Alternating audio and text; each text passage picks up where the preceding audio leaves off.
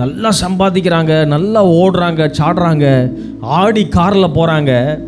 ஆனால் கணவன் முன்னாடி உட்காந்துருக்காரு, மனைவி பின்னாடி உட்காந்துட்டு வர்றாங்க. 2 பேருக்குள்ளே பல கிலோமீட்டர் போகிறாங்க, பேச்சுவார்த்தையே கிடையாது. ஆனால் எதில் போகிறாங்க சொல்லுங்கள்? ஆடியில் போய்கிட்டு இருக்காங்க, பிஎம்டபிள்யூவில் போய்கிட்டு இருக்காங்க இல்லையா? பெரிய பெரிய விலையேறப்பட்ட காரில் போய்கிட்டு இருக்காங்க.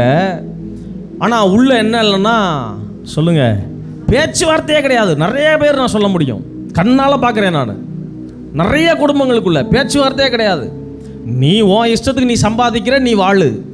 இன்னொரு கலாச்சாரம், நீ சம்பாதிக்கிற, நீ நல்லா உயர்ந்த அந்தஸ்தில் இருக்கிற, டாக்டராக இருக்கிற, பெரிய அளவில் இருக்கிற, நீ சம்பாதிக்கிற, உன் இஷ்டப்படி வாழு, நீ என்ன கேள்வி கேட்காத இல்லையா?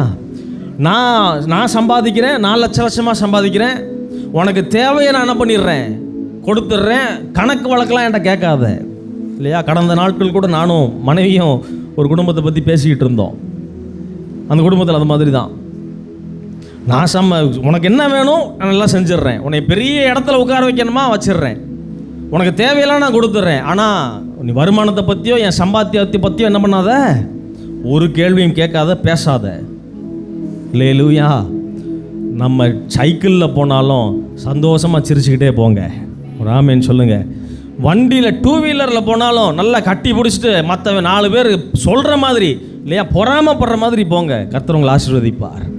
ஹல்லேலூயா. கர்த்தர் விரும்புகிறது, நம்ம இடத்துல விரும்புகிறது ஒரு மனதின் ஆவி. ஹல்லேலூயா.